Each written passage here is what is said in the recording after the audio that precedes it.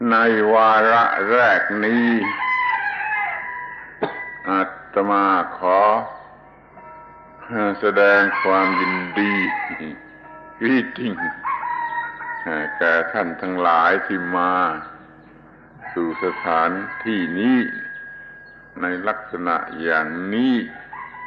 คือมาแสวงหาธรรมะ On this first occasion, I'd like to welcome you here and express my joy that you have come to this place in this way, meaning that you have come here in order to study and practice the Dhamma.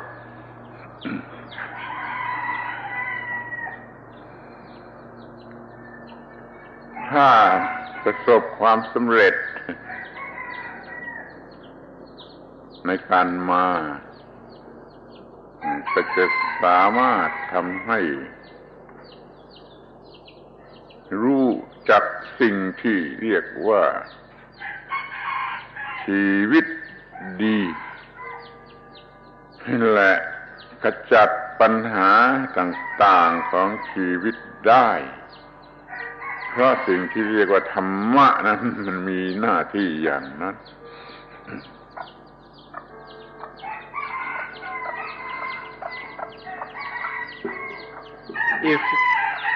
If you are successful in your practice here, then you will be able to understand your own life thoroughly and deeply. And you will be able to get rid of the things that we call problems in our lives, because that is the function of what the thing we call Dhamma.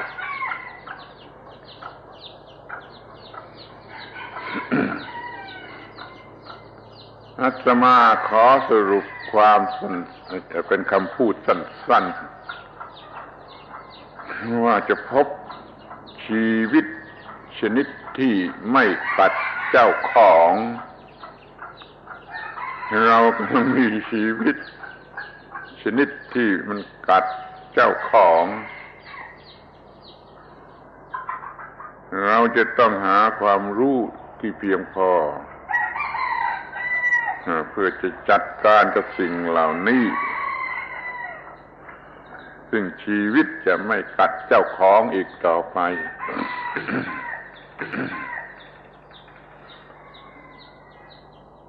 Then we will discover a life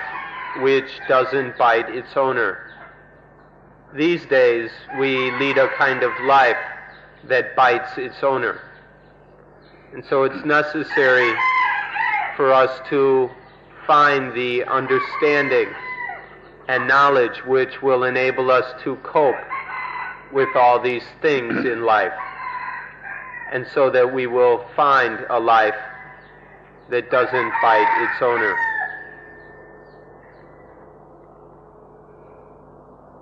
ถ้าท่านไม่ทราบว่าจะไม่ให้ชีวิตมันกัดได้อย่างไรก็ลองไปถามลูกเด็กๆลูกเด็กๆอมมือว่าจะทำอย่างไรชีวิตมันจะไม่กัดเจ้าของลูกเด็กๆก็คงจะตอบว่าก็อย่าเป็นเจ้าของชีวิตสิ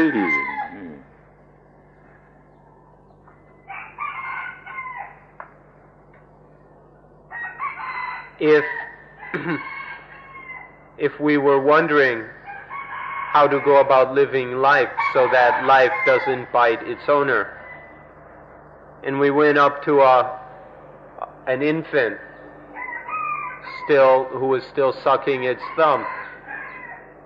and asked the child, how does one live so that life doesn't bite its owner? The child would answer, don't be its owner. ทีนี้ท่านก็อาจจะพูดว่า มันนอนเซนส์เต็มที่ที่จะไม่ให้เป็นเจ้าของชีวิตปัญหามันก็เกิดขึ้นที่ตรงนี้ However, you might think that this is a bunch of nonsense to not be the owner of life. And right here is where the problem lies.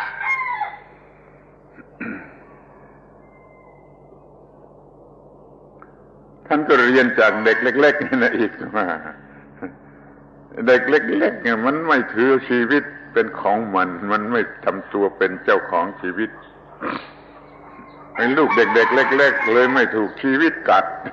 ชีวิตยังไม่กัดลูกเด็กๆเพราะมันยังไม่ทำตนเป็นเจ้าของชีวิต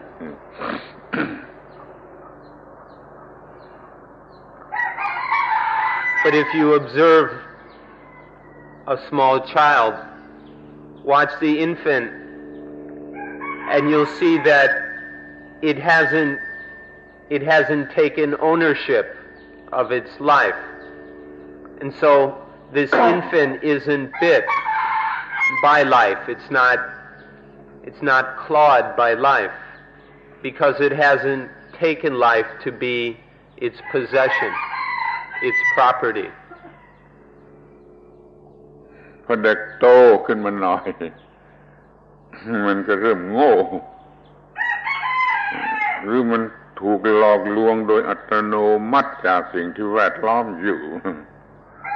ให้เด็กมันค่อยๆโง่ทำตนเป็นเจ้าของชีวิตเป็นกูเป็นของกูขึ้นมามันก็เลยถูกกัด But then a little later, this infant begins to become stupid. Or we can say it is tricked and deluded by all the strange objects that surround it in the world. And so this child, as it becomes foolish, begins to think that it owns life, that it possesses life, and it becomes the owner of life. And there arises the ego and thoughts of I and mine, and so life begins to bite that child. เราจึงพบว่า ถ้าเป็นเจ้าของชีวิตทำตนเป็นเจ้าของชีวิตชีวิตมันก็กัดเอาถ้าไม่ทำตนเป็นเจ้าของชีวิตมันก็ไม่รู้จะกัดอะไรมันก็ไม่ถูกกัดคอยสังเกตดูให้ดีว่ามันเป็นของที่จะเรียกว่าง่ายนิดเดียวก็ได้แต่มันก็ยากในการที่จะปฏิบัติ So if we make ourselves the owner of life, then life bites. If we don't make ourselves the owner of life, then life doesn't bite. That's all there is to it. It sounds quite simple, although in practice it may be a bit more difficult.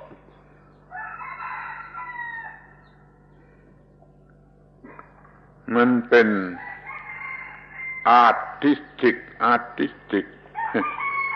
อย่างยิ่งคือมันเป็นอาร์ตอย่างยิ่ง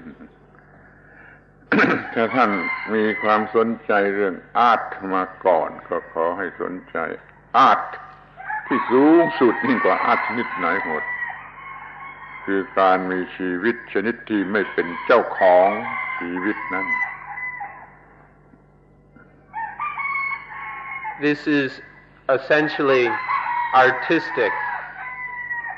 There's a real art to living life without being its owner. If you're someone who's interested in art, then we suggest that you be interested in this highest art, the supreme level of artistry, which is in living life so that life doesn't bite its owner.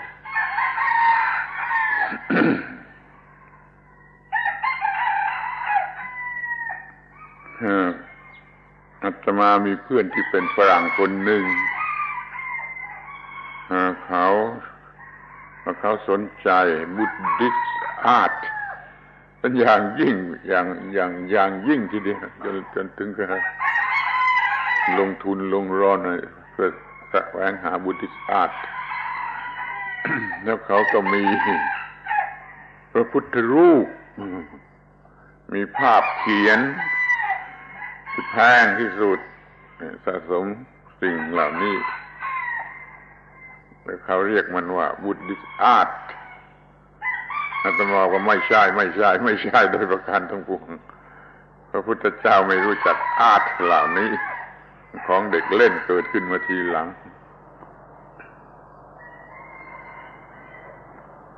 I have a European friend who's very interested in Buddhist art. He spends a lot of time, money, and effort traveling around looking for what he calls Buddhist art. He's invested a lot in Buddha images and paintings and other things. And he calls these things, he collects these things and calls them Buddhist art. But I tell him, no way. There's no way that any of that is Buddhist art, those images and paintings. The Buddha had nothing to do with such kind of art. Those are just children's playthings, just toys for children. That's not the real Buddhist art. Buddhist art ก็คือ art ของการมีชีวิตชนิดที่ไม่เป็นทุกข์มันเป็นอาร์ตทางความคิดทางการกระทำไม่ใช่ทางวัตถุเรามีความคิดและมีการกระทำที่เอาชนะความทุกข์ได้นั่นน่ะคือตัว Buddhist art.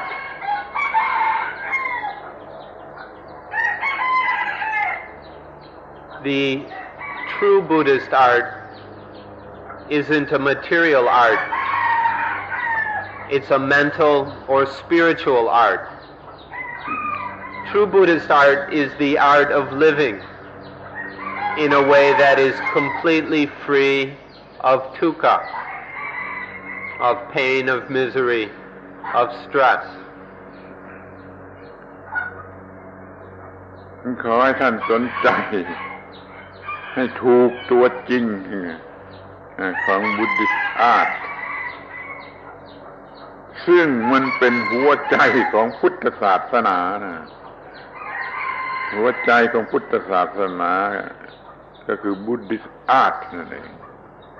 วิธีที่เราจะมีชีวิตอยู่เหนือความทุกข์หรือเหนือปัญหาแห่งชีวิตโดยประการทั้งปวง So please be interested in the correct or the real Buddhist art and not waste time on the toys. This Buddhist art is the essence of Buddhism, living one's life so that there is no dukkha, so that we are above all the problems and difficulties of life, so that nothing troubles us in the least. To live life in this way is Buddhist art, and it's the essence of Buddhism. ทีนี้มาพูดกันสั้นๆก็พูดว่า Buddhist art มันเป็นวิธีที่เราจะพบชีวิตใหม่ที่ไม่มีความทุกข์เลยอยู่เหนือความทุกข์โดยประการทั้งปวง In short, Buddhist art is the way of discovering new life. The new life that is beyond all all dukkha, all suffering in all of its aspects. เพื่อนของท่านหลายคนที่มา ที่นี่ก่อนหน้านี้เขาก็พูดอย่างนั้นนะ เขาต้องการชีวิตใหม่ New Life เนี่ยแต่แล้วเขาก็ไม่รู้ว่ามันคืออะไรอยู่ที่ไหนจะพบได้อย่างไร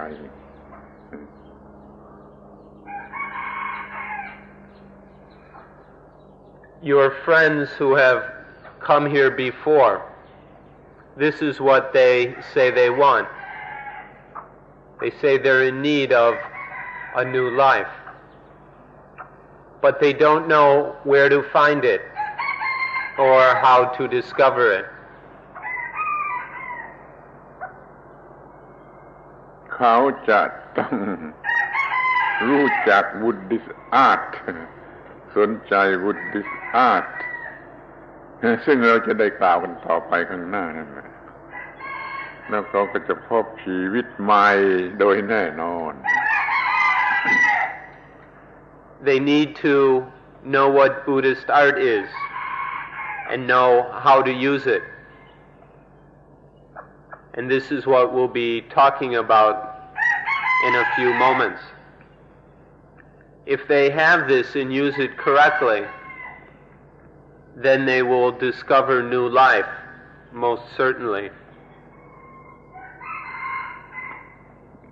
ที่นี่ก็มีปัญหานิดหน่อยเกี่ยวกับคำว่าใหม่ คำว่าใหม่นี่มันใหม่ของคนที่ไม่รู้จักคนที่ไม่เคยพบเคยรู้จักมันก็ดูเป็นของใหม่ ที่จริงชีวิตแบบนี้เป็นของเก่ามากเป็นพันปีมาแล้วแหละผู้ที่เป็นอรหันต์เป็นพระอรหันต์ในพุทธศาสนานี่เขามีชีวิตแบบนี้กันทั้งนั้นแหละมันไม่ใช่ของใหม่มันเก่าเหลือประมาณแต่มันก็ใหม่สำหรับเราที่ยังไม่รู้จัก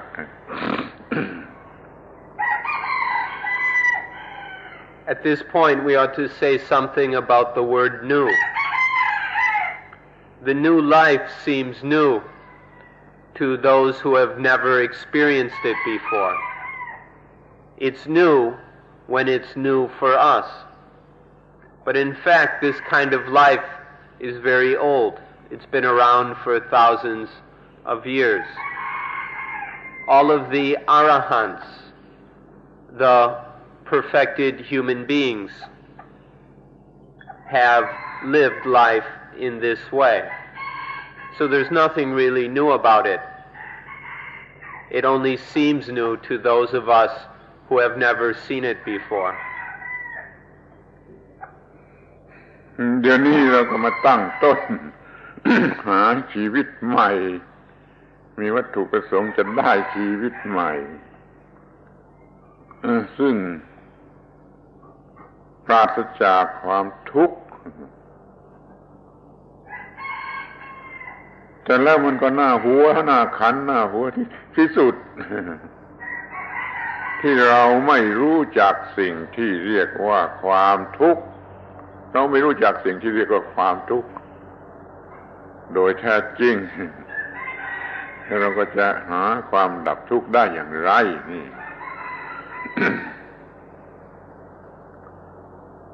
So the thing that we need and the thing we're looking for is this new life which is beyond all suffering, beyond all dukkha. But what's rather silly is that we don't even know what this dukkha is. We haven't paid much attention to it, and we don't really understand it. So how are we going to find a life that is beyond all suffering if we haven't really found out what suffering itself is? อีกทางหนึ่งชีวิตมันเป็นทุกข์ได้เป็นทุกข์ได้อย่างยิ่งโดยที่เราไม่รู้จักความทุกข์เราไม่รู้จักความทุกข์แต่มันก็เป็นทุกข์ได้อย่างเต็มที่ นี่มันเป็นของที่น่าคิด Further,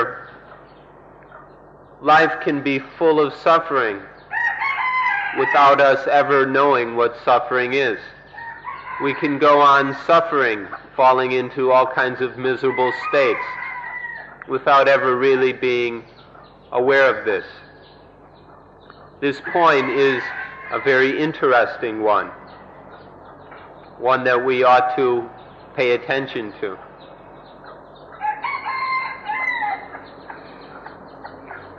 ดังนั้นสิ่งแรกที่สุดที่เราจะต้องทำ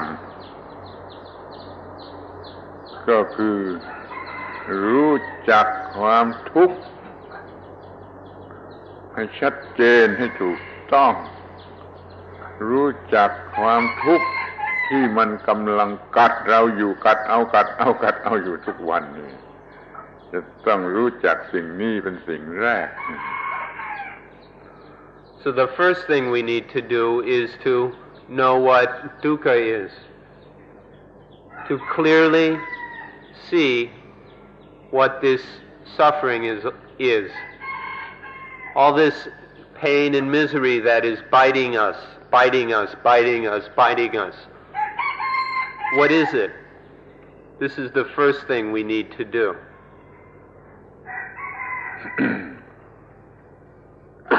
ที่เราจะไปหาดูที่ไหนจะไปหาดูที่ไหนข้อนี้ก็มีหลักที่พระพุทธเจ้าตรัสไว้ว่าความทุกข์ก็ดีเหตุให้เกิดความทุกข์ก็ดีดับทุกข์สิ้นเชิงก็ดีวิธีดับทุกข์ก็ดีเราบัญญัติไว้ในตัวร่างกายที่ยาวประมาณวาหนึ่งที่ยังเป็นที่ยังไม่ตาย There's the question, where are we going to find out what suffering is? The Buddha himself answered this kind of question by saying, dukkha, the cause of dukkha, the complete quenching of dukkha, and the path leading to the quenching of dukkha. All of these can be found in this fathom-long body that is complete with mind and perception. He meant that in this living body we can find out everything we need to know about suffering. ข้อนี้มันหมายความว่าจะไปหาความรู้ในร่างกายที่ตายแล้วนี่ไม่ได้ไม่มีทางนะไปหาความรู้นี้จากวัตถุสิ่งของใดๆอื่นๆก็ไม่มีทางต้องศึกษามันจากชีวิตที่ยังเป็นที่ยังเต็มไปด้วยความทุกข์ What this means is that we can't really learn about dukkha from a dead body. And we can't learn about suffering from the material objects around us. To learn about suffering, we have to look in here, in this living body of ours.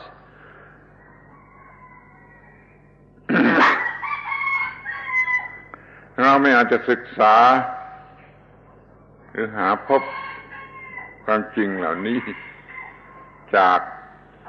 พระคัมภีร์จากหนังสือต่างๆที่เรียกว่าเป็นเรื่องพุทธศาสนาท่านทั้งหลายหลงไหลในหนังสือก็อ่านหนังสือเกี่ยวกับพุทธศาสนามากพุทธศาสนาในประเทศไทยในพม่าในลังกาอ่านกันท่านจะไม่พบความจริงข้อนี้มันเป็นเรื่องเปลือกซะโดยมาก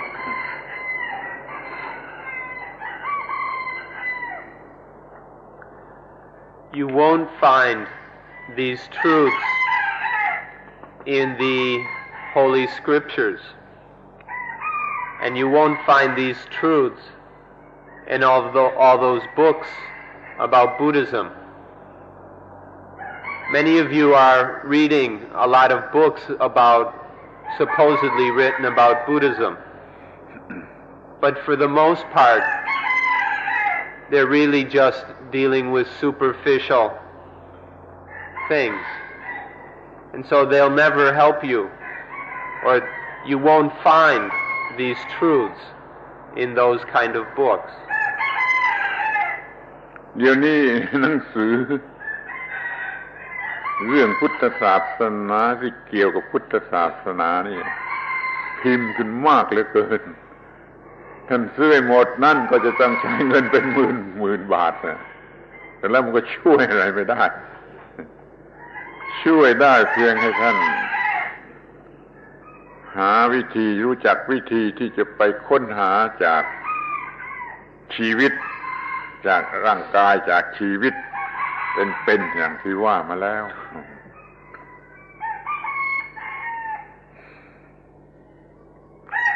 Nowadays,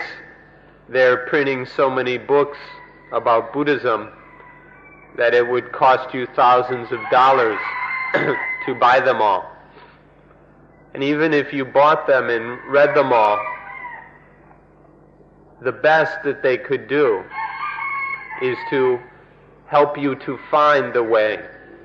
of discovering these truths. But in those books, you'll never find these truths themselves. The best you can do with any books is to use them to find the way, to discover these truths within life, within this living body here. พระคัมภีร์ที่เรียกในพุทธศาสนาว่าพระไตรปิฎกนี่มันจึงเกิดมีเป็นสองอย่างคือหนังสือเหล่านั้นพระคัมภีร์เหล่านั้นจะเรียกว่าพระคัมภีร์ข้างนอกสำหรับที่ให้เราหาพบพระคัมภีร์ข้างในคือตัวชีวิตตัวร่างกายที่ว่ายาวเพียงวาเดียวนี่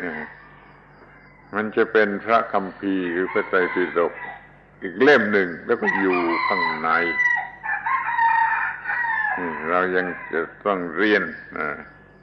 พระคัมภีร์ข้างในอย่างที่ท่านมาศึกษาธรรมะมาปฏิบัติอานาปานสติเหล่านี้ก็คือเป็นการเรียนพระคัมภีร์เล่มข้างในชีวิต ที่จะช่วยได้จริง As for the scriptures, which in Buddhism are called the Tipitaka, the three baskets, you should understand that there are two sets of Tipitaka in Buddhism. The first set are all those books that have been printed in which they like to put in fancy cases. These physical books of paper and ink are the outer Tipitaka. But then there's a whole other set of the Tipitaka. It's the inner Tipitaka, the Tipitaka of life. It's that inner book that we read and study through Dhamma practice. For example, through Anapanasati, we open this inner Tipitaka and read within our own bodies and minds the truths that we're discussing today. You can't find these things in the outer Tipitaka. You can only find them in the inner scriptures. ท่านจะศึกษาธรรมะหรือพุทธศาสนาจากหนังสือทั้งหลายพระคัมภีร์ทั้งหลายให้หมดให้สิ้นให้แตกฉาน อย่างมาก ท่านก็จะเป็นเพียงโปรเฟสเซอร์สอนพุทธศาสนาในมหาวิทยาลัยต่างๆท่านไม่พบสิ่งที่เรียกว่าชีวิตนี่จะดับทุกข์แห่งชีวิตได้จนกว่าจะมาสนใจพระไตรปิฎกที่เป็นนามธรรมคือตัวชีวิตเอง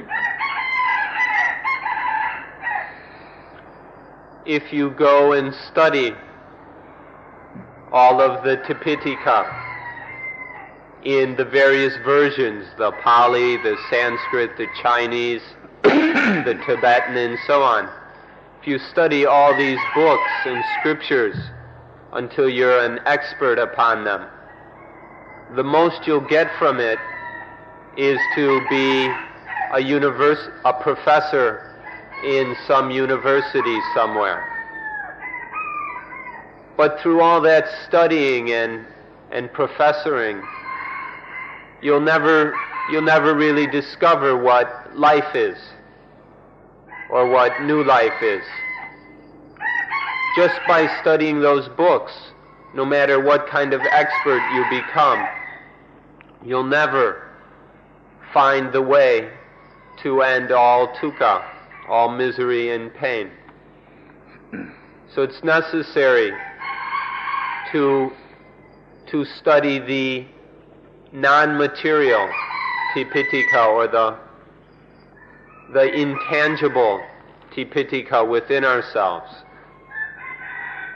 In this way we will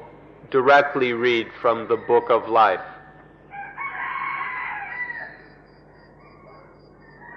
เป็นนั้นว่าสิ่งแรกที่ต้องศึกษาคือตัวความทุกข์ก็จึงค่อยเป็นเหตุแห่งความทุกข์ความดับทุกข์ทางถึงความดับทุกข์ไปตามลำดับเดี๋ยวนี้เรามาศึกษาตัวความทุกข์โดยตรงว่ามันคืออะไร And so we have to begin first of all by studying and investigating what suffering is. After that, we can look into the causes of suffering, the quenching of suffering, and the path, the way of life leading to the quenching of suffering. But as a start, we have to look into the reality of suffering. คำว่าทุกข์ในความหมายทั่วไปก็คือสิ่งที่ทรมานภาษาไทยมีคำชัดเจนที่สุดว่าทรมาน tormenting ในทุกทิศทางในทางบวกก็ได้ทางลบก็ได้มันเป็นเรื่องทรมานให้เกิดปัญหาให้เกิดความลำบากนั่นน่ะคือตัวทุกข์ก็คือตัวทรมาน First of all, dukkha is that which torments us and causes us to suffer. It leads to torment in all different ways, both in positive ways and negative ways. It's this torment, or all the problems and difficulties in our lives, that is meant by the word dukkha. ที่เป็นแง่ลบก็ทรมานชัดๆตัดเอาเจ็บปวดแต่ที่เป็นแง่บวกมันก็ทรมานอย่างหลอกลวงมองไม่เห็นแล้วกลับไปรักมันเสียอีกมันเป็นคำพูดที่คงจะไม่มีใครเชื่อแต่มันก็มีอยู่จริงคือไปรักไอ้สิ่งที่เป็นความทุกข์รักอย่างยิ่งในสิ่งที่ให้เกิดความทุกข์ เนี่ยในแง่บวกมันมีความลับอยู่มาก When dukkha torments us in a negative way, it's very easy to see, it's all very clear. All the pains and aches and hassles that torment us in a negative way are quite obvious. But dukkha also torments us in a positive way. This is where a deceptive, tricky way where we don't realize that we're suffering. This is, and we get all caught up in certain things to the point that we fall in love with them, even though they make us suffer. In this positive way, there are many, many aspects of dukkha, many, many ways that we fall in love with things so that they torment us and bite us. เราหลงรักสิ่งที่ทำให้น้ำตาไหลกันอยู่ทั่วๆไปในโลกนี้ที่เรียกว่าความรักความพอใจในความน่ารักในกามารมณ์ในอะไรต่างๆก็หลงรักอย่างยิ่งบอกได้ว่ารักสิ่งใดสิ่งนั้นแหละมันกัดรักสิ่งใดสิ่งนั้นแหละมันกัดรักสิ่งใดสิ่งนั้นแหละมันกัด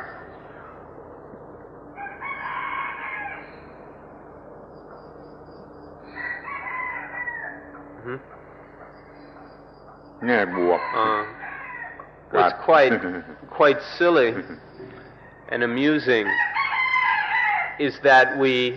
fall in love with all kinds of things which make our tears flow. There's all kinds of things we are tricked by them and indulge in them and fall in love with them. Although they bite us all the time. And although nobody will believe it when we say so, we would like to point out to you that to love anything is to have it bite you. To love anything is to have it bite you. To love anything is to have it bite you. เพราะความรักมันเป็นความโง่ชนิดหนึ่งการรักมันก็คือการกระทำไปด้วยความโง่มันจึงถูกกัดมันมีผลมาจากความโง่ไปหลงรักยึดถือยึดมั่น attach อย่างหลับหูหลับตานี่จึงถูกกัดด้วยสิ่งที่รักหรือ attach นั่นเอง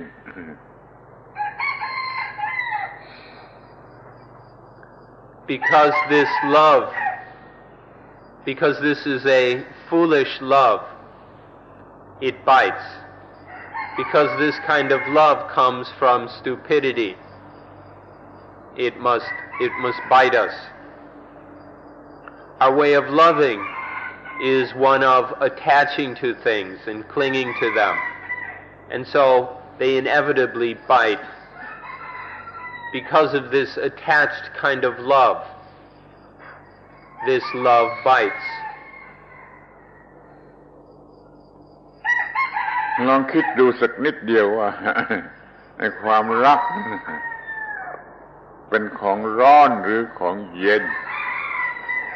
ลองหาความรักที่ชนิดที่เย็นดูสักนิดหนึ่งจะพบได้ที่ไหน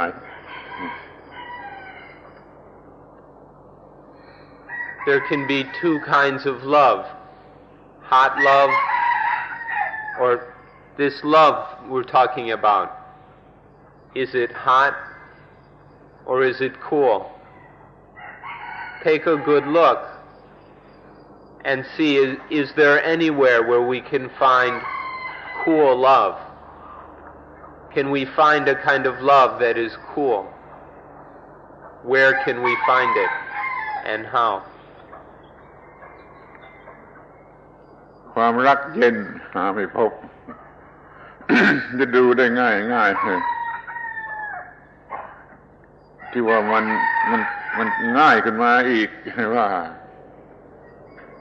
ความดีใจกับความเสียใจ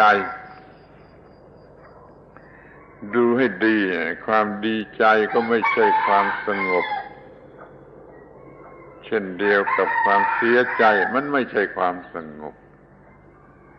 ดีใจเป็นเรื่องบวกเสียใจเป็นเรื่องลบ แต่ทั้งสองอย่างไม่ใช่ความสงบไม่ใช่ความเย็น แต่คนก็เข้าใจผิดไปว่าดีใจนี่เป็นสิ่งที่น่าปรารถนาเป็นความเย็นเป็นความสุขท่านดีใจในสิ่งใดท่านจะต้องเหนื่อยทางวิญญาณเหนื่อยทางจิตทางวิญญาณเพราะสิ่งนั้นไม่ดีใจและไม่เสียใจทั้งสองอย่างนู่นเป็นความสงบหรือเป็นความเย็นท่านอย่าไปหลงสิ่งที่เป็นบวกเลย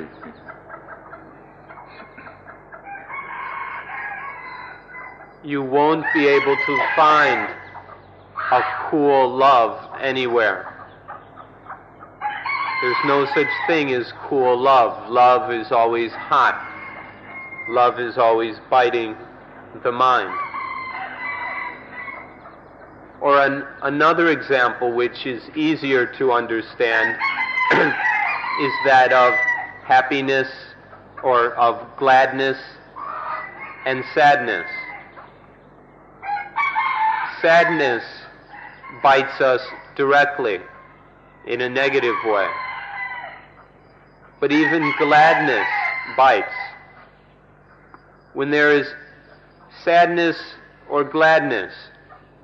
there is never any coolness or peace. Both of them are hot. But this is something we don't understand. We think that gladness is desirable. We think that it's true happiness, that it's the answer to all our problems, and so we seek gladness. But whenever there is gladness, it's not cool or peaceful. It makes us very weary spiritually. Gladness leads to a spiritual weariness. Neither gladness nor sadness are cool and peaceful. That which is cool is beyond both gladness and sadness. พอบอกว่าจงมีชีวิตชนิดที่ไม่ดีใจไม่เสียใจทั้งสองอย่างนั้นท่านก็สั่นหัวซะอีกเขาว่ามีความเสพติด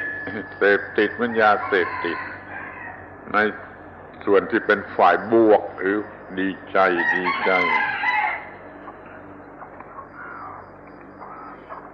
When I say that you ought to have a life that is free of both gladness and sadness, beyond both gladness and sadness, you shake your heads. You're not interested in this because you're addicted to the positive, that which you think is positive.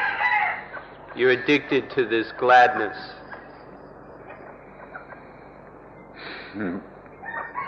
เราพูดได้ว่าทุกคนในโลกนี้หลงบวกยึดมั่นถือมั่นในความเป็นบวกให้พรกันเนี่ยล้วนแต่ให้ความเป็นบวกมันก็ดับทุกข์ไม่ได้มันก็เป็นเรื่องอยู่เหนือความทุกข์ไม่ได้เพราะมันติดไอ้สิ่งที่เป็นบวกที่มันกัดอย่างซ่อนเร้นที่สุดลึกซึ้งที่สุด Everyone, the entire world is stuck on the positive. Everything we do is chasing after the positive. When Thai people come to the monastery, they always ask for blessings. And these blessings are nothing but a bunch of positive things. They're always clamoring for the positive. But none of this positiveness will do us any real lasting good. None of these positive things will quench dukkha. ที่พอบอกท่านว่าเนื้อบวกเนื้อลบโดยประการทั้งปวง ก็จะเป็นพระอรหันต์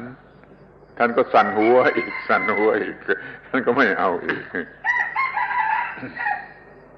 And if I say that being beyond both positive and negative, or be beyond both positive and negative, and you'll be an arahant, a perfect human being, then you'll just shake your head some more.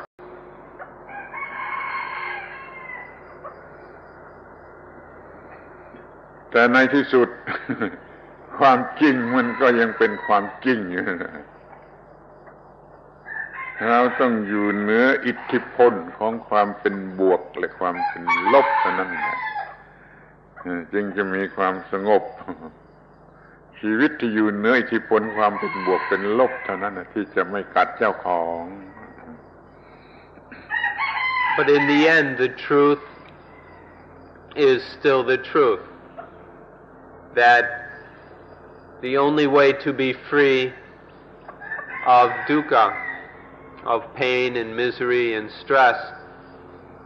is to live above, beyond both the positive and negative. The life which is above both positive and negative, this is the life that is new, that is free of suffering. เราไม่ยอมเสียเวลากันสักหน่อยมา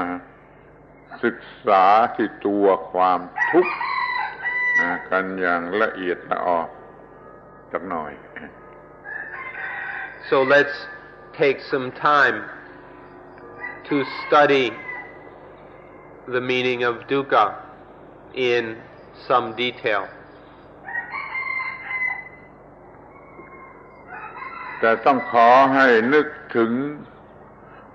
เรื่องที่เป็นชั้นลึกลงไปคือเรื่องทางวิญญาณหรือทาง spirituality จึงจะพบไอ้สิ่งเหล่านี้ But please understand that we have to look in a deep way. We have to examine things on their profound level. That is, to look at things spiritually if we are to understand what we're talking about here. สิ่งแรกที่เราจะสังเกตได้ไม่ยากก็คือความร้อนหรือการแผดเผา ที่มีอยู่ในชีวิตความรักก็แผดเผาความโกรธก็แผดเผาความโง่ก็แผดเผามีความร้อนทางสปิริตชัวลซึ่งคนธรรมดาไม่สนใจแล้วก็กลับจะหลงรักมันเสียอีกทั้งที่มันแผดเผา The first are the things that burn and scorch us. The love that burns us, the hatred that burns us, the fear that burns us. All the things that are burning and roasting us. These are the first aspect of dukkha that we should examine. มันมีความหลอกลวงอยู่ในความแผดเผาความรักมีการแผดเผาแต่คนยิ่งชอบความรักเพราะว่ามันมีความหลอกลวงมีเสน่ห์หรือรสอร่อยที่เป็นความหลอกลวงอยู่ในความรัก จึงถูกความรักแผดเผาในความโกรธก็มันมีเสน่ห์ได้โกรธเขาได้ตีเขาได้ด่าเขาก็สบายใจก็มีความอร่อย ได้โง่ได้หลงไหล อยู่ด้วยความสงสัยมีความหวังในวิมานในอากาศไม่มีที่สิ้นสุดความโง่มันก็แผดเผา ดูทั้ง3อาการนี้มันแผดเผาความรักแผดเผาความโกรธแผดเผาความโง่แผดเผา So in the love that burns and the hatred that burns and the delusion that burns, in all that burning and scorching, there is something that attracts us. There is something that deceives us, something that we get hooked on. In love, there is something very charming and attractive, something that we get addicted to. And so we keep indulging in love. We fall in love with love and go round and round in it because we find it very delicious and attractive. And in hatred, there is also something attractive. There's something about hatred that we find very pleasing, very exciting and stimulating. Even to hit somebody or kill somebody can have a deliciousness for us. And so we get really hooked on hatred, even on violence. And then in delusion, in this burning of delusion, there is still something that attracts us, that hooks us in our doubts, in our speculations, in all our dreams and hopes and wishes. And all this deluded thinking, there is something very attractive. And so all these things that burn us also attract us. And so we become addicted to the things that roast us. ความโง่ ถึงขนาดเอากามารมณ์เรื่องเซ็กนี่เป็นนิพพานนี่มีมาหลายพันปีแล้วปรากฏอยู่ในพระบาลีเอากามารมณ์เป็นนิพพานนี่ก็มีอยู่พวกหนึ่งเนี่ยความโง่อย่างนี้มันก็มีตั้งหลายพันปีมาแล้ว This kind of stupidity, such as when it takes the form of thinking that sexual pleasure is nibbana. Nibbana is the highest thing that a human being can know and experience. And it seems that a long time ago, it was thought by various people that sexual pleasure is nibbana. This kind of stupidity has been around for a long, long time. And it shows us how we can be deceived with the things that burn us. มีคำพูดเกิดขึ้นมาว่ากามเทพพระเป็นเจ้าแห่งกามเป็นพระเป็นเจ้ามีโบสถ์มีอะไรเหมือนกับพระเจ้าต่างๆในอินเดียปรากฏอยู่ของพวกที่เอากามารมณ์เป็นนิพพาน And so there appeared in India the Kamadeva, the god of love or the god of sex. And this god was worshipped just like all the other gods, and they had temples and images and everything for this god of sex, for people to indulge their foolishness. ลัทธิตันตริกบางนิกายก็เป็นเช่นนี้บูชากามารมณ์เป็นสิ่งสูงสุดเขาแก้ตัวว่าเป็นเครื่องมือ ไปนิพพานบ้างเป็นตัวนิพพาน And then some of the things that are called tantric practices, the tantric sects worship this kind of sexual pleasures as the highest thing. They try and make excuses by saying that these are tools or ways or bridges to enlightenment. But it's really just indulging in sexual pleasures. มันเป็นเรื่องของความโง่ความไม่รู้ตามธรรมชาติชักจูงไปได้มากถึงอย่างนั้นก็เป็นของธรรมดาที่สุดที่จะเป็นได้ถึงขนาดนั้นมันเป็นเรื่องของความโง่ This is just a matter of ignorance. These things naturally have great power over human beings. There's a tremendous pull. These sexual pleasures have tremendous pull on the human being. And so it's quite natural that people would get all caught up in them and deceived by them and take them to the point of worshiping them as the highest thing. ได้ยินว่ามหาตมะคันธีได้เป็นผู้ขอร้องได้พยายามขอร้องให้เลิกเสียที่มันมีเหลืออยู่บ้างประปรายเรียนถูกขอร้องให้เลิกโบสถ์ชนิดนี้เสีย We heard even that Mahatma Gandhi pleaded with people to stop going to close up these temples of the god of sex, to stop believing in such foolish things. มาพูดกันอย่างตัดบทเสียทีก็ได้เรื่องเกี่ยวกับกามารมณ์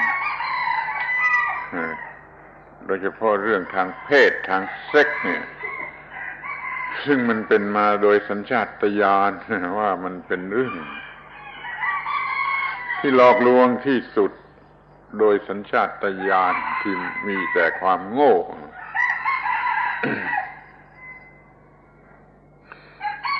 So in short,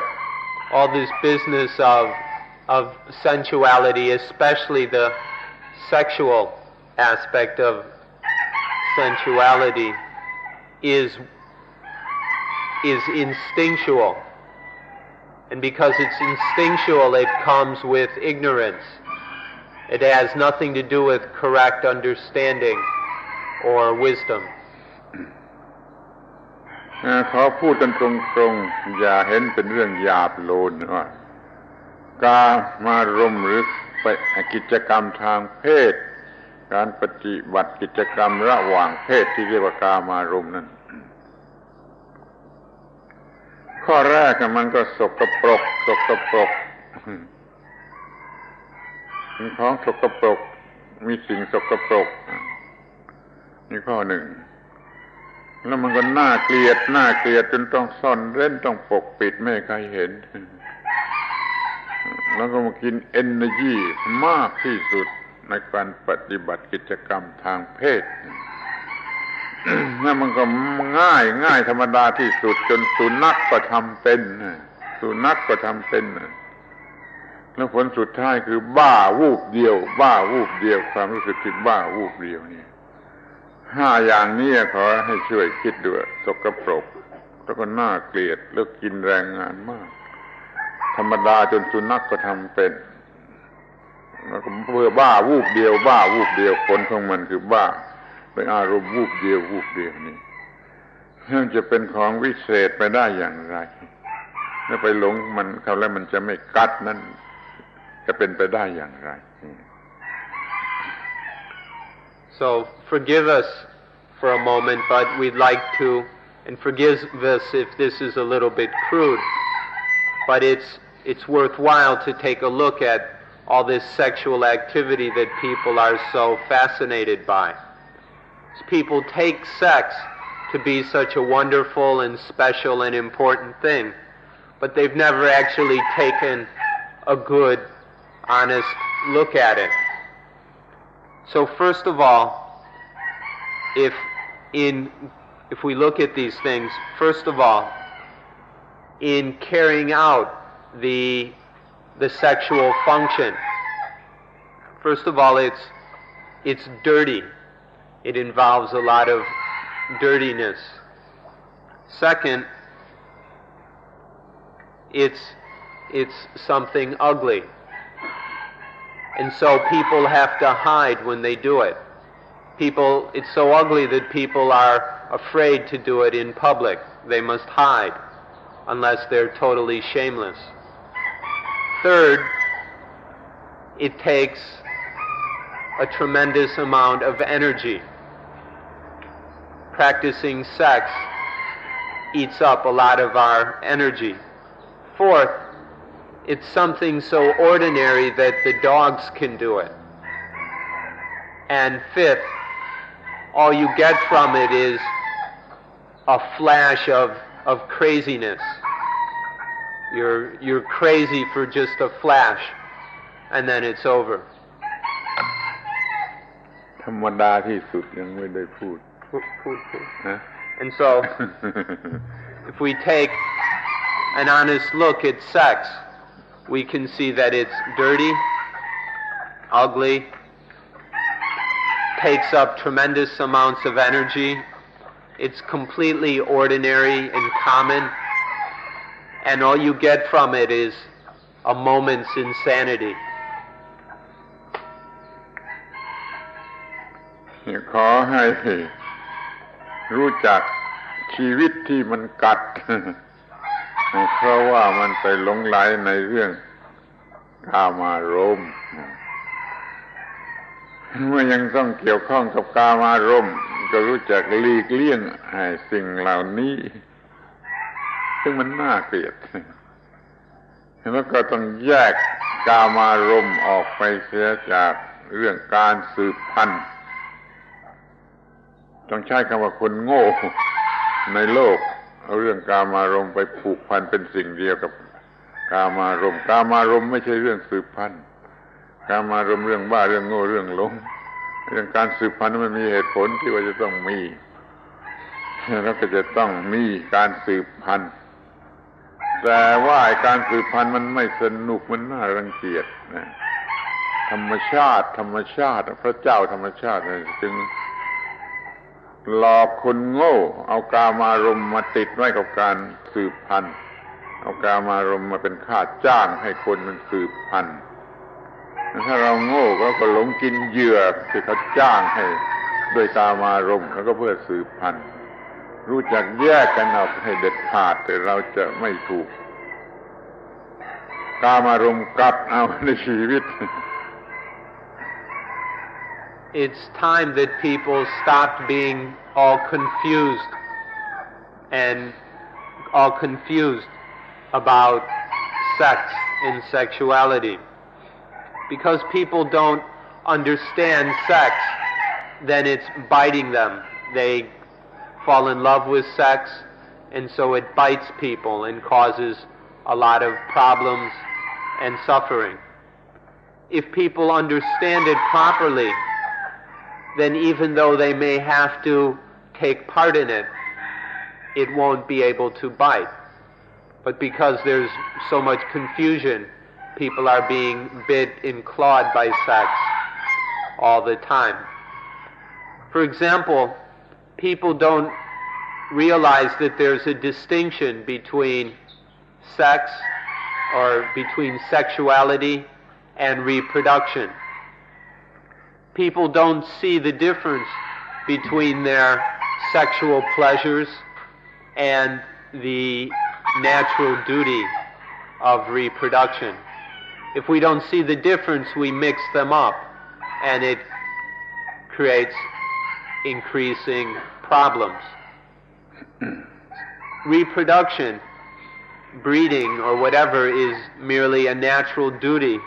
of human beings in order to carry on the species. However, reproduction is rather a difficult, ugly, and dirty thing. And so people wouldn't naturally do it. However, nature has come up with a trick. The pleasure of sex is a kind of bait to trick people into having sex. If there wasn't the pleasure,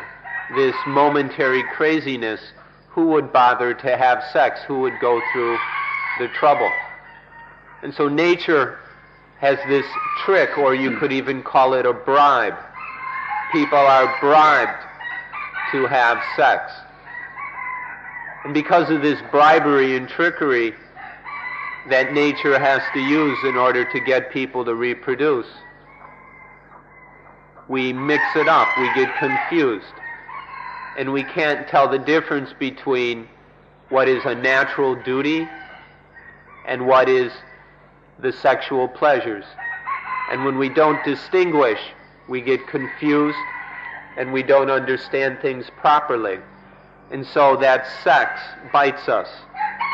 All this, our indulgence in sexual pleasures bites us. กามารมณ์เป็นสิ่งที่แยกออกได้จากการสืบพันธุ์เป็นคนละเรื่องไม่ใช่เรื่องเดียวกันเป็นไว้แต่คนโง่เอาไปเป็นเรื่องเดียวกันดูตัวอย่างพระอริยเจ้าที่เป็นผู้ครองเรือนเป็นฆราวาสพระอริยเจ้าชนิดที่ครองเรือนเป็นฆราวาสก็มีเช่นพระโสดาบันสกิทาคามีนี่ก็มีการสืบพันธุ์แต่ไม่ใช่ด้วยอำนาจกามารมณ์ไม่ได้หลงไหลในกามารมณ์ไม่ได้กินค่าจ้างหรือเหยื่อล่อคือกามารมณ์ก็มีการสืบพันธุ์ได้โดยเหตุผลที่เป็นความถูกต้องโดยไม่ต้องอาศัยกามารมณ์มาล่อมาหลอกให้โง่แล้วก็ทำการสืบพันธุ์นี่ก็เป็นสิ่งที่ทำให้เห็นได้ว่ากามารมณ์นี้แยกออกได้จากการสืบพันธุ์นั้นเราเนี่ยควรจะรู้จักเป็นดังนี้ตามรอยท่านอย่างนี้ไม่ได้เป็นลูกจ้างเป็นกินเหยื่อคือกามารมณ์แล้วก็ทำการสืบพันธุ์อย่างโง่เขลา So, sex, or sexual pleasures and reproduction are different things. They're not the same thing. Only fools take them to be the same thing. For example, we have a clear example of this in the Aryans who were still householders. In Buddhism, the people who have achieved a high level of understanding and also a high level of non-attachment are called the noble ones, the Aryans. Some of them were monks and some of them lived at home with families. The ones on the level of Sotapannas, stream enterers, and once returners and no returners. From the example of these various noble ones who still lived at home with families, we see that sex in itself, sex for the sake of reproduction, is nothing wrong or bad about it. They were able to have sex for the sake of reproduction because they understood that this was a natural duty to be performed. And so they did it without being tricked by the pleasures of sex. The sexuality part didn't deceive them. So they did it as a natural duty, and they didn't need to be bribed to do it. So they weren't just the stoops or the dupes of nature who had to be bribed and tricked by a few crazy thrills, but they did it merely out of their understanding that it was a natural duty. This is one example of the distinction between sexuality and reproduction. This is something that we should discover for ourselves, in particularly those of us who are living the household life.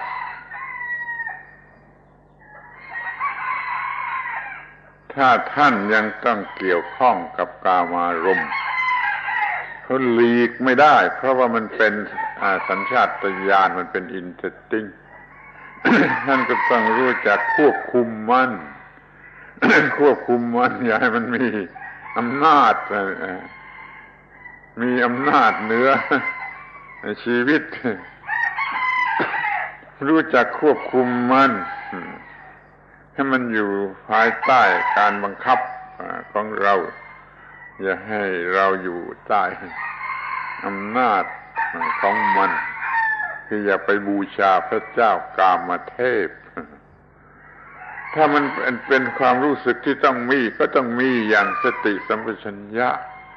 ไปเกี่ยวข้องกับกามารมณ์ชนิดที่เป็นนายอย่าไปเกี่ยวข้องกับกามารมณ์ชนิดที่เป็นทาสเป็นขี้ข้าของมันแล้วเราก็จะไม่มีความร้อนหรือถูกแผดเผาอันเนื่องด้วยกามารมณ์ For those of you for whom it's necessary that there must be sex because it's a very powerful instinct that most people cannot avoid. If this is the case, then please be careful about sex. Learn to control it. Don't let sex have power over our lives. Don't let sex take over our lives and run our lives. Instead, learn to control it. If one must have sex, engage in sex as the master, not as the slave. Don't go worshiping the god of sex, enslaving one to these brief thrills and moments of craziness. But if it's necessary, do so with awareness, with mindfulness, and with clear understanding of what's happening and what the purpose is. If we engage in sex with mindfulness and wisdom, then it won't bite us. But if we go worshiping it, being tricked by it over and over again,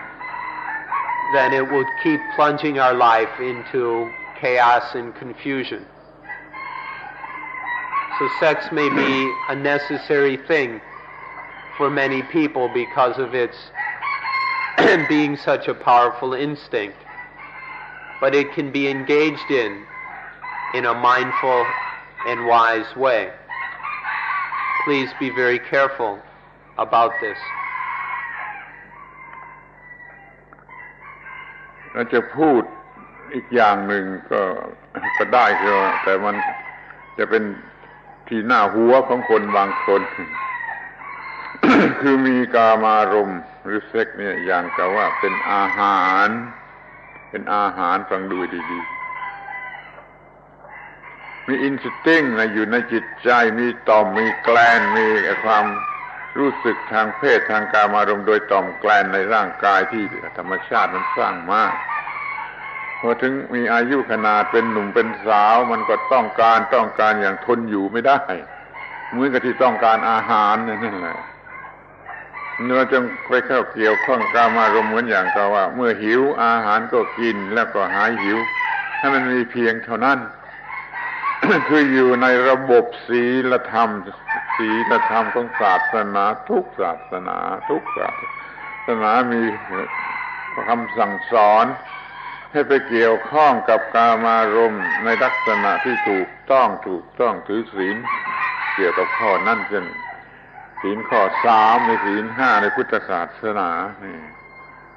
ไม่เป็นหลงเป็นทาสของกามารมณ์ประพฤติอย่างถูกต้องอย่างฉลาดเกี่ยวกับกามารมณ์ มันก็จะเป็นเสมือนหนึ่งอาหารชนิดหนึ่งก็จะเป็นเรื่องเล็กน้อย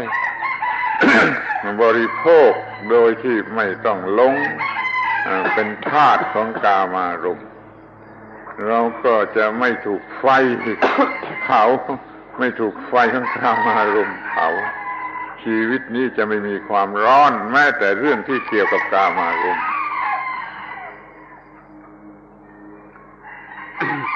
It's interesting and somewhat amusing to look at this in another way, although this may be the special case of only certain people. But there are some people who engage in sex as a kind of food. For some, sex is like food. Let us explain this a bit. In the body, we have a system of glands, we have the hormones, which exist naturally in our bodies. And when the body ages to a certain stage of maturity, these glands begin to function and produce hormones. And so this brings up a kind of hunger in the body. Now, some people will satisfy that hunger just in the same way that they eat food when they are hungry. Sex, as merely a response to this naturally occurring physical hunger, can be like a kind of food. There isn't any slavery about this, or any indulgence or stupidity. It's merely satisfying a natural physical hunger. You can see that this is understood and respected in all the world's religions. There is no religion that forbids sex. Sex is not condemned. But in all religions,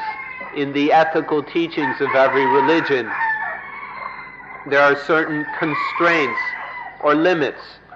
put on sex, so that sex as a food, as a natural instinct,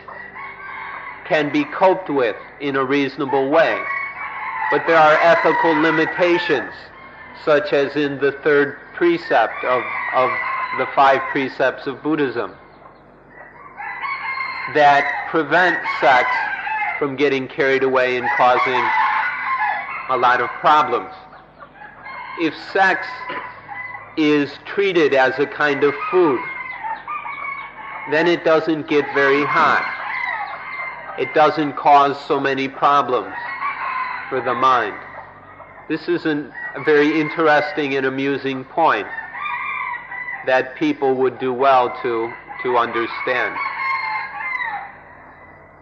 ขอให้เห็นประโยชน์ของศีลธรรม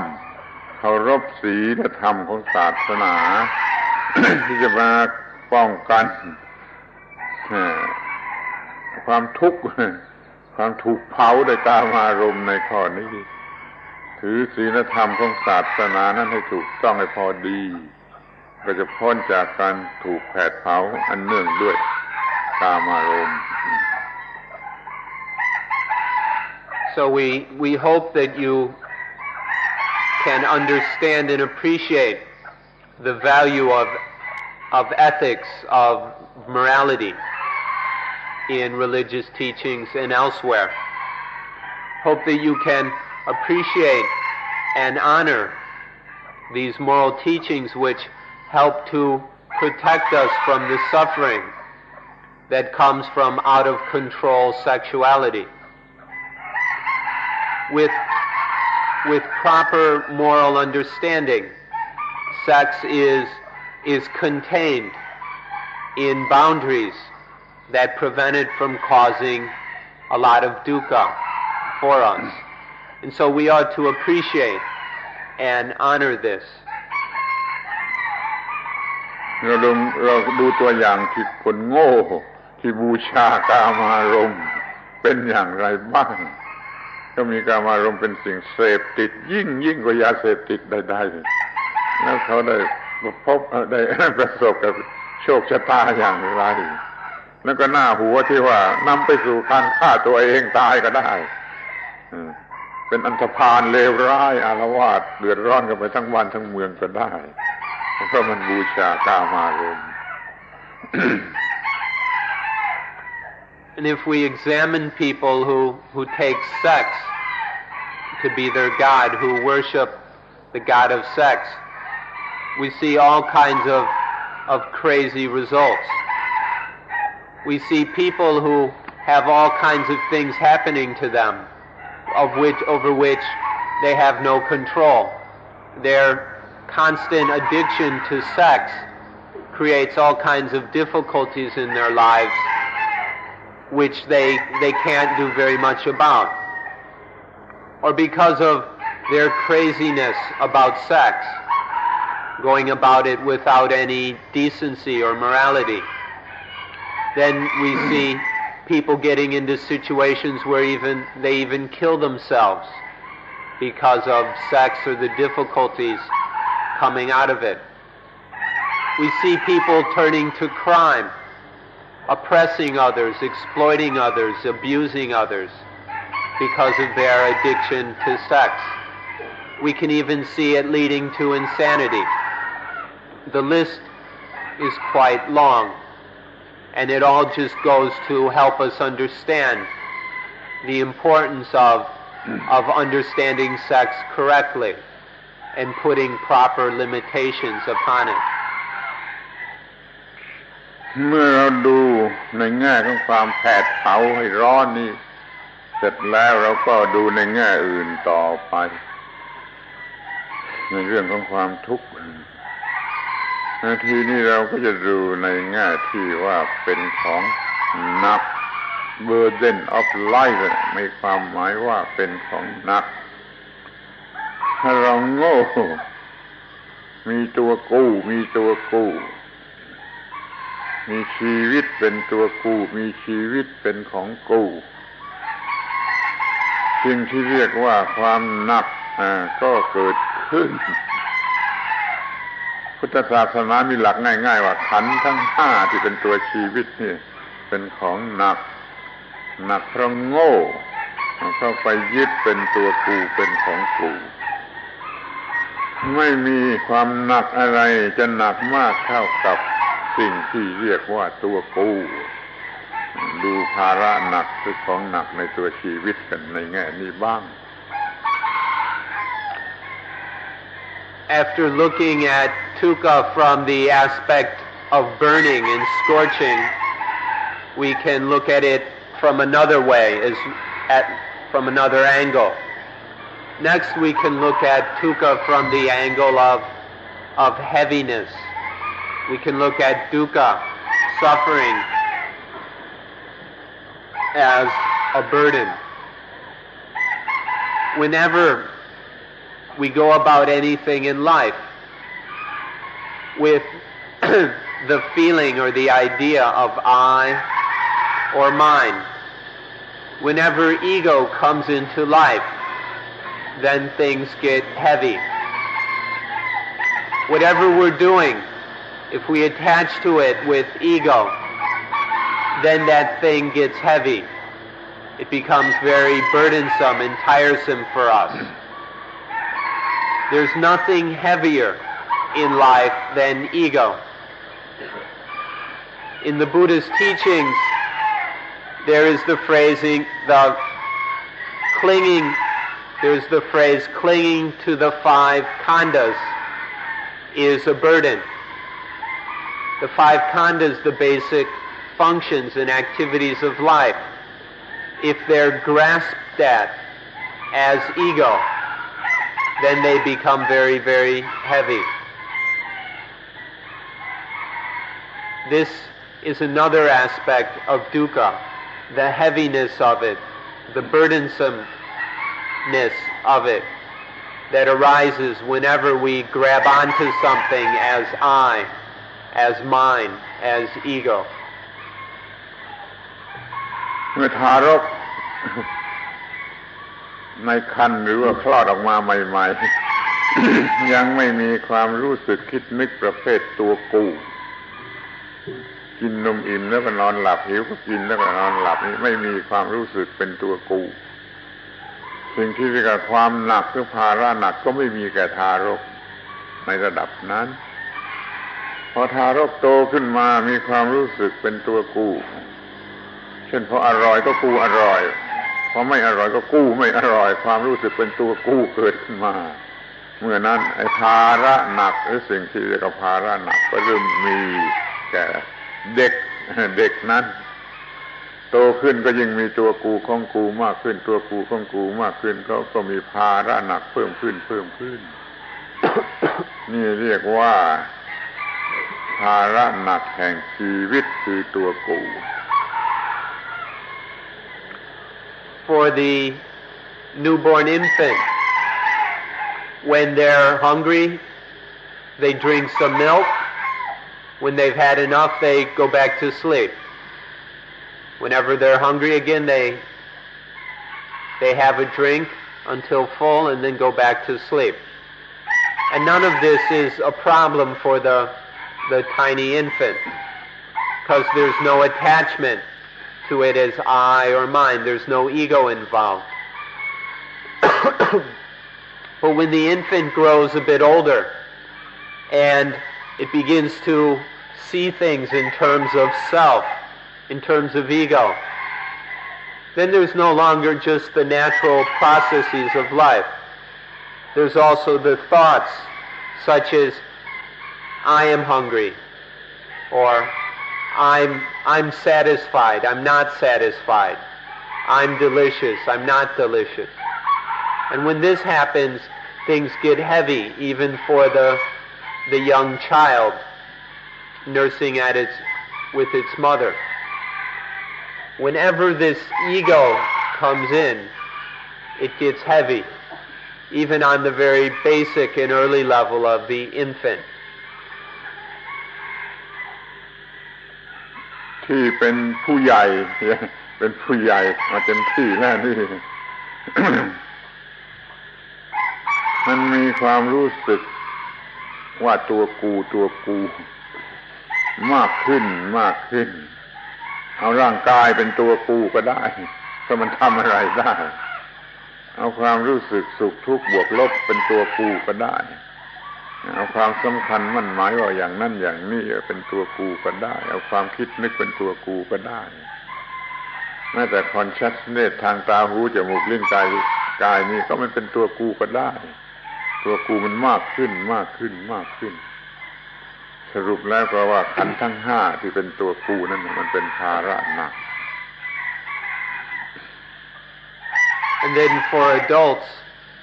we take all kinds of things. We're always taking something as ego and turning life into a heavy burden. Sometimes we take our bodies as I or mine. We attach to these bodies as being ego. And then the body gets heavy. Or we might take our feelings of pleasure and displeasure as being ego. Sometimes it's our perceptions that things are this or that, which we cling to as ego. Other times it's our thoughts, our ideas. Or sometimes it's just that fundamental consciousness that knows experience. We're clinging to these various functions of life as ego. And whenever we do so, it gets heavy. Anything clung to with ego becomes a burden. It puts a tremendous weight and pressure on the mind. And so the Buddha said that taking any of the khandhas to be ego is the essence of dukkha. When we take any of these functions as the self, as me, then it gets heavy. It becomes painful. ที่นี่ มันก็มีสิ่งที่เนื่องกัน คือมีตัวกูแล้วมันก็ต้องมีของกูตัวกูเรียกว่าอัตตาของกูเรียกว่าอัตตนิยาแปลว่าสิ่งที่มันเนื่องกันอยู่กับตัวกูเราก็มีตัวกูแล้วก็มีสิ่งที่เนื่องกันอยู่กับตัวกูนั่นคือของกู อเด็กๆก็มีตัวกูก็มีความรู้สึกที่เป็นของกูของเล่นอันสวยงามของกูบิดามารดาของกูโตขึ้นมาอันนั้นนี่ก็ของกูเพราะผู้ใหญ่ก็ล้วนแต่บอกว่าของลูกของหนูของหนูนั่นของหนูนี่ของหนูมันก็มีของกูมากขึ้นจนเป็นผู้ใหญ่แล้วมันก็มีทรัพย์สมบัติเป็นของกูมากมายมีเกียรติยศชื่อเสียงเป็นของกูมากมายมีบุตรภรรยาสามีมีลูกมีหลานเป็นของกูมากมาย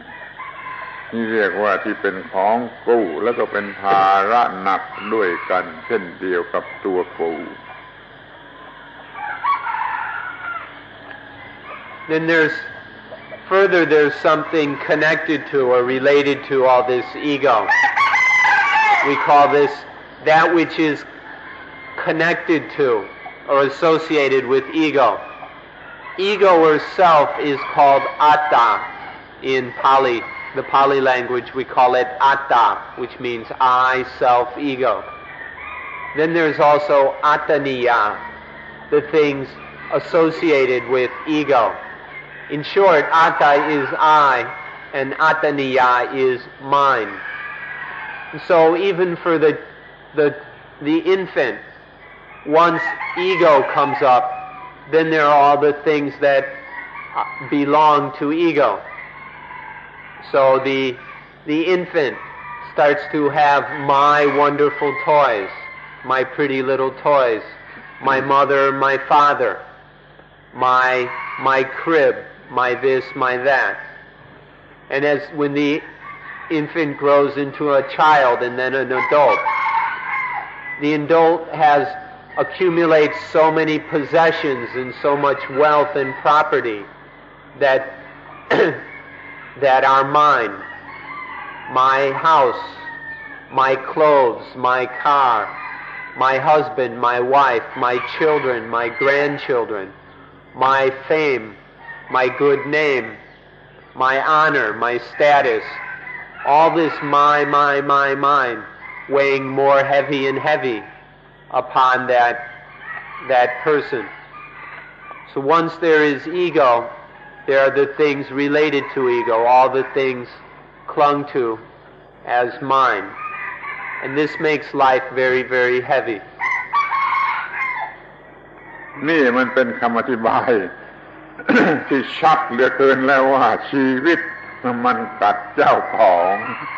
ชีวิตมันกัดเจ้าของชีวิตโง่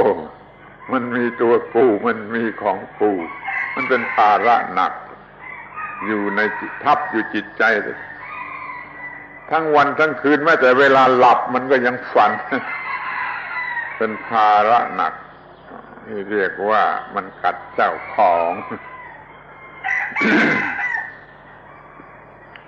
So these are some examples that make it more than clear that life bites its owner. These are some examples of how we turn life into difficulties, into stress, into suffering. Whenever we grab onto anything as I or mine, it turns life into something that bites its owner. Whenever we become the owner of life, it bites us. And this goes on, both while we're awake and even while we're asleep. Even while sleeping, we dream, and we dream about I and mine. So even while asleep, it bites us, it claws us and chews on us. So this shows us what dukkha is about, this biting that comes when we become the owners of life, when we take life as being I and mine. เพราะฉะนั้น ถ้าลูกเด็กๆเล็กๆมันมาบอกเราว่าคุณอย่ามีชีวิตเป็นของคุณ อย่ามีชีวิตเป็นตัวกูของกูสิชีวิตจะไม่กัดเจ้าของคุณอย่าไปตบหน้าเด็กๆคนนั้นเลยมันเป็นอาจารย์ที่ดีที่สุดเป็นอาจารย์ที่สูงสุดที่มันจะมาบอกเราว่าอย่าเป็นเจ้าของชีวิตสิมันจะไม่มีชีวิตเป็นของหนักที่ชีวิตจะไม่กัดเจ้าของ So if a child comes up to you and says, "Don't be the you that is you. Don't take life as being I or mine." If a child says this to us, don't slap it in the face for being impertinent or rude, because this is the most wonderful advice you can ever get. Not to take yourself as being you, the you of ego, not clinging to life as I or mine, not being the owner of life. This is the wisest thing that anyone could tell us. So please don't slap that child who tells us this. เรามีตัวกูซึ่งมิใช่เป็นตัวกูหรือว่าเรามีตัวเราชนิดที่ไม่ได้เป็นตัวเราอันแท้จริงไม่ใช่เรียลไอมันมายาไอมันหลอกลวงเราอย่ามีตัวกูซึ่งหลอกลวงนี่มันเป็นตัวกูพุทธศาสนาต้องการจะสอนอย่างนี้ไม่มีอะไรที่จะยึดถือเอาเป็นตัวกูหรือเป็นของกูได้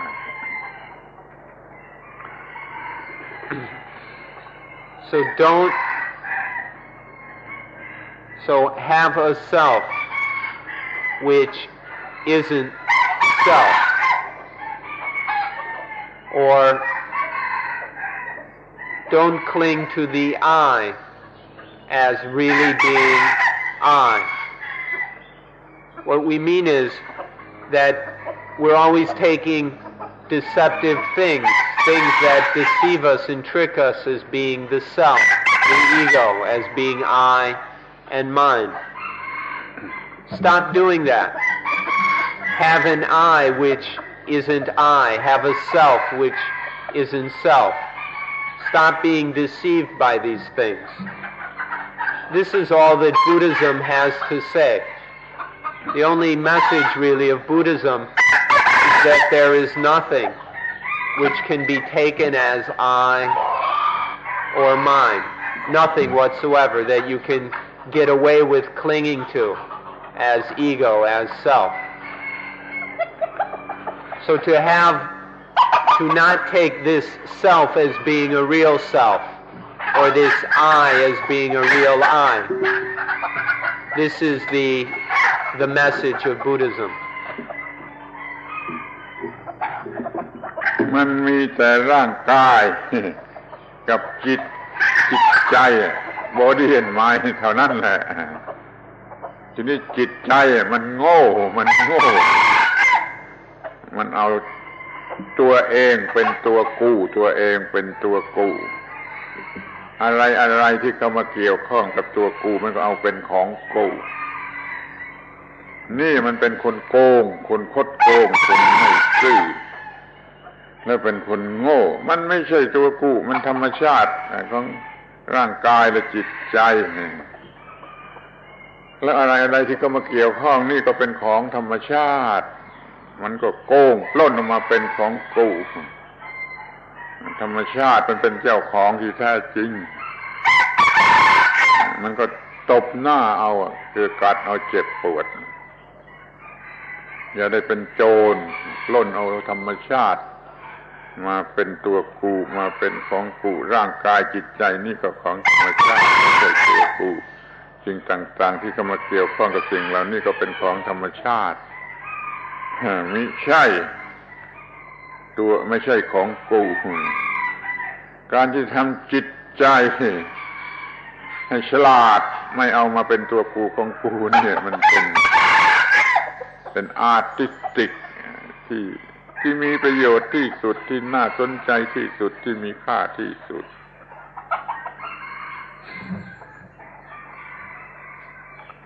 These bodies and minds are natural things. We have these bodies, and dependent upon these bodies there are the mind. Now the body has no real knowledge, but the mind has the ability to know and understand. However, for the most part the mind is stupid, and the mind takes itself as being a self. The mind foolishly clings to itself as I, as mine, as ego. Sometimes it latches onto the body as ego. Sometimes it takes itself to be ego. This is in fact a very crooked and dishonest thing to do. But because the mind is stupid, it has no shame, and very deceitfully claims itself to be mine or me. In fact, the body is just natural, it belongs to nature. The mind is natural, it belongs to nature. So to claim it as me or mine is actually a very dishonest act.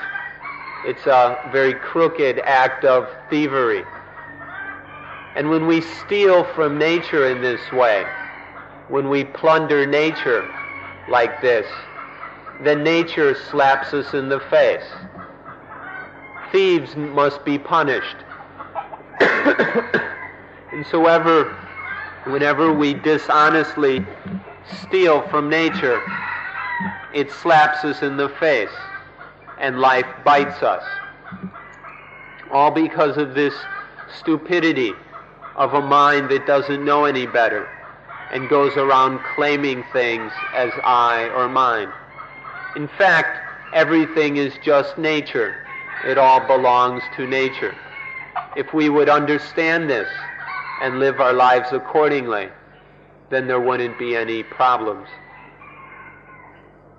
ความโง่ ความไม่รู้ของจิตของ the mind นั่นน่ะเรียกว่าอวิชชาอวิชชาแปลว่าปราศจากความรู้ที่ถูกต้องอวิชชาของจิตเนี่ยทำให้เราไปเอาของธรรมชาติมาเป็นตัวเราบ้างมาเป็นของเราบ้างเราจึงเป็นโจรเป็นขโมยปล้นของธรรมชาติมาเป็นของเราแล้วก็ถูกตบหน้าเอาโดยธรรมชาตินี่อวิชชาเป็นมูลเหตุให้เราโง่ทำให้ชีวิตนี่ถูกมีความเจ็บปวดหรือกัดเจ้าของเพราะอวิชชาช่วยจำไว้ให้ดีอวิชชา This stupidity which leads to us clinging to things as I and mine is called avijja, which means the lack of correct understanding. When there isn't any correct understanding, we call that ignorance or avijja. This avijja is the ultimate source of all the foolishness and stupidity in our lives. Because we don't know correctly, then we do all kinds of crazy and ridiculous things. This is something to be found out and understood, how that at the bottom of all our pain and suffering is this ignorance, the fundamental lack of correct understanding about life. อวิชชาเป็นธรรมดาที่สุดที่จะให้เกิดอุปาทาน ignorance ให้เกิด attachment เป็นธรรมดาที่สุดมันมีหน้าที่ของมันอย่างนั้นแล้วก็มี attach ยึดมั่นด้วยจิตใจกอดรัดไว้ด้วยจิตใจในสิ่งที่เข้ามาเกี่ยวข้องกับเราเป็นของเราแล้วมา ติดอยู่ในใจเราคนโง่มันมีเงินมากไปฝากไว้ในธนาคารแต่ความยึดมั่นถือมั่นมันก็ยังเอามาวิตกกังวลอยู่ในจิตใจในชีวิตไม่ว่าฝากอยู่ในธนาคารมันก็มาซุ้มอยู่บนศีรษะเป็นความรู้สึกวิตกกังวลไม่มีความสุขนี่เรียกว่าอวิชชาทำให้เกิดอุปาทานและสิ่งที่เป็นตัวเราหรือเป็นของเรามันก็กัดเรานี่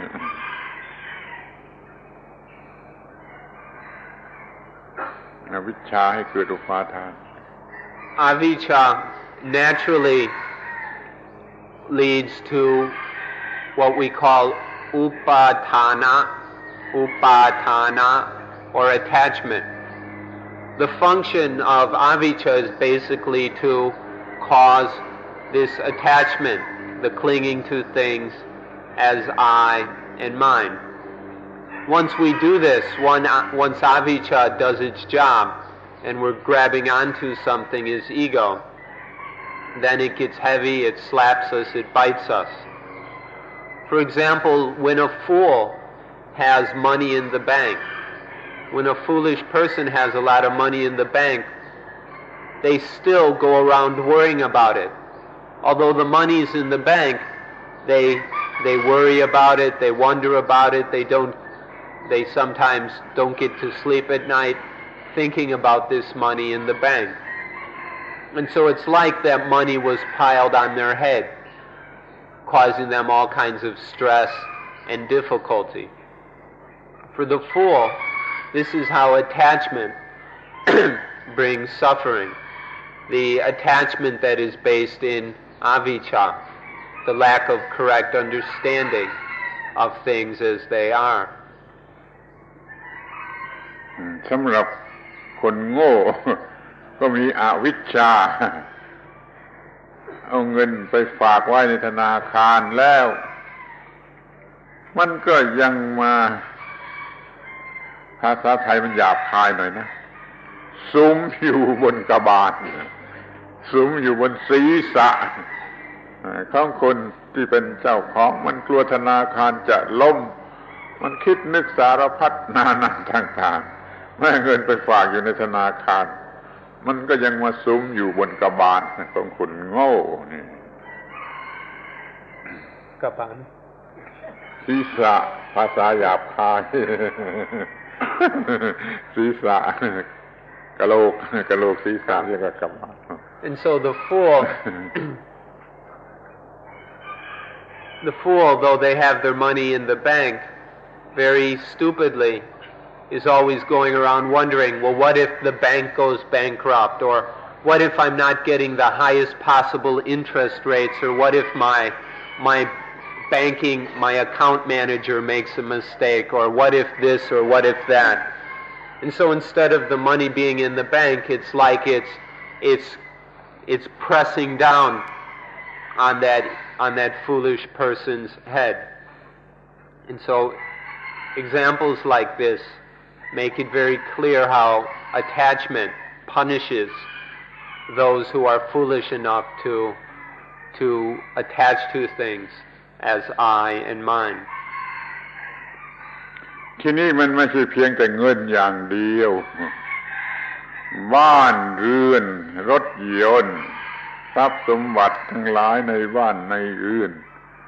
บุตรภรรยาสามีลูกหลาน มันก็เป็นของที่ตั้งอยู่ตามธรรมชาติ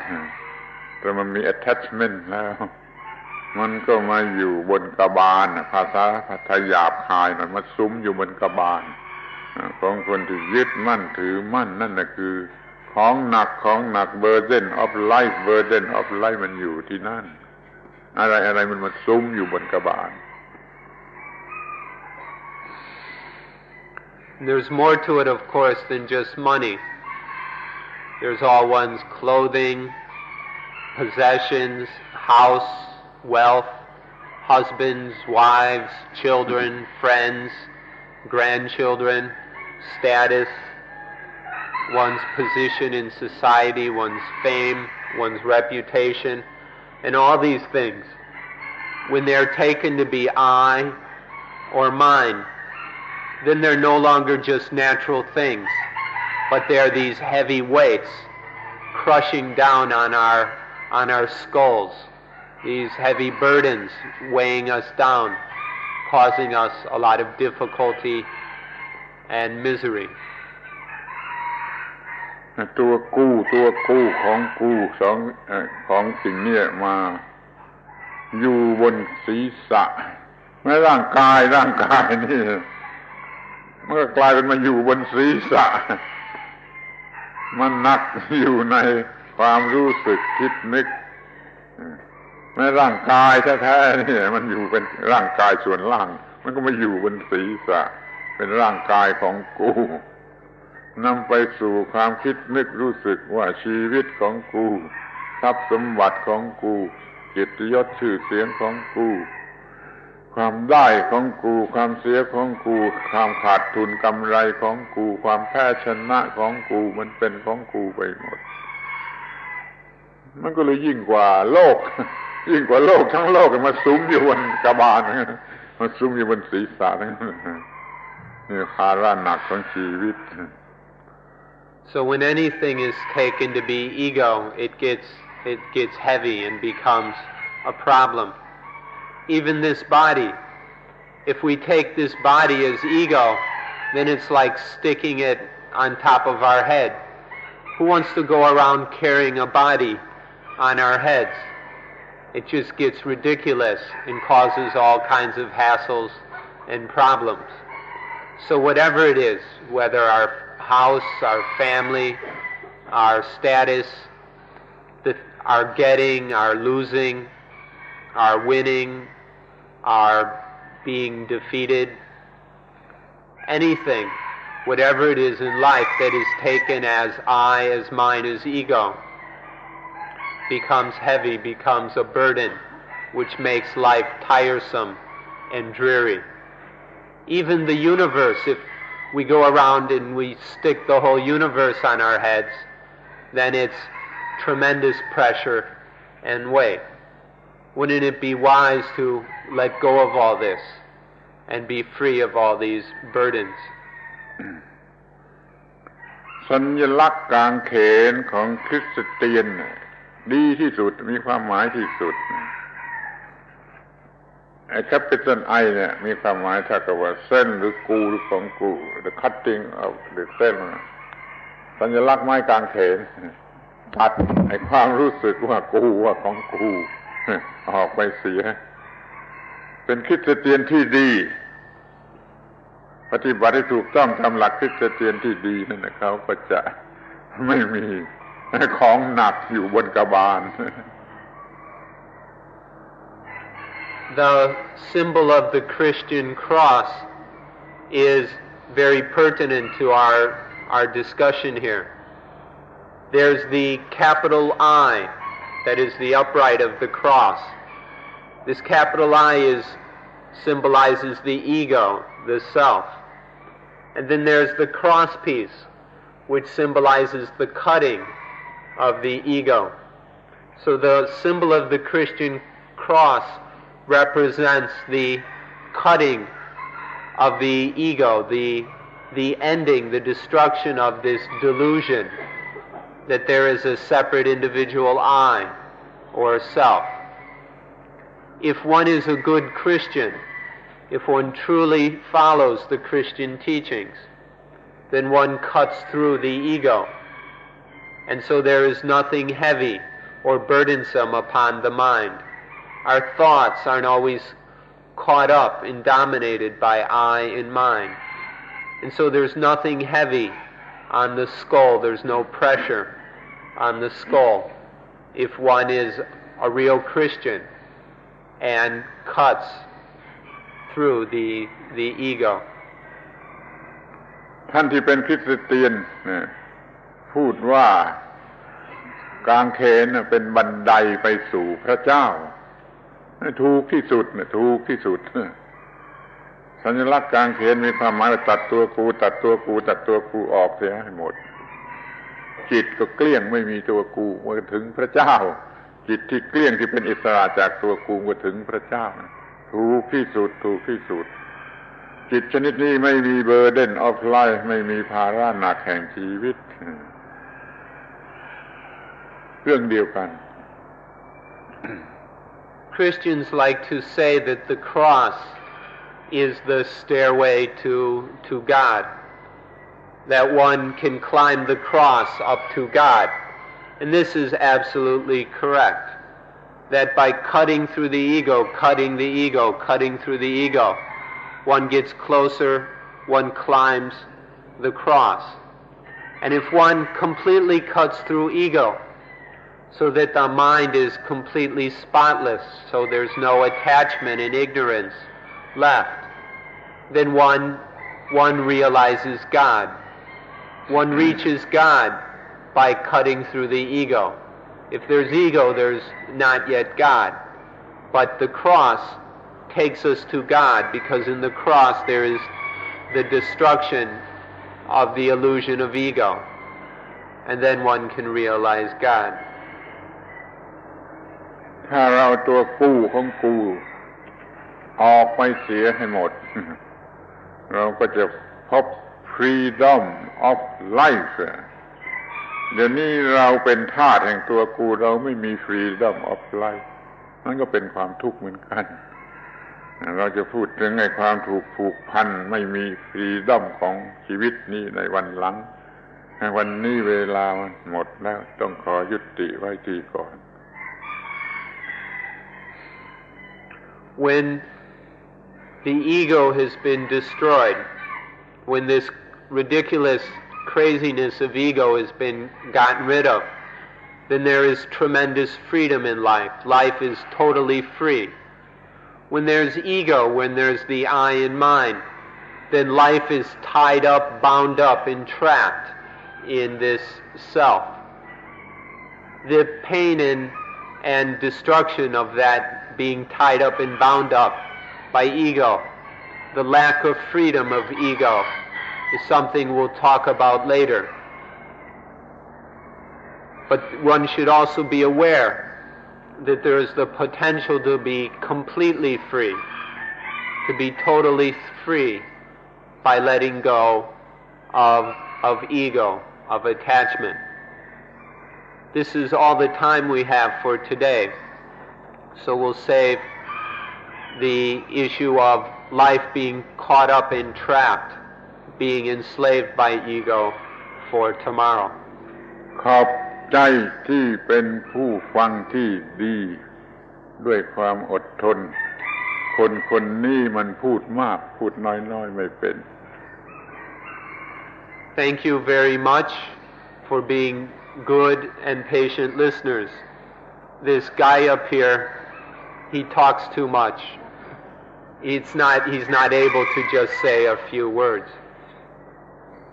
ปิดประชุม And that's all for this morning.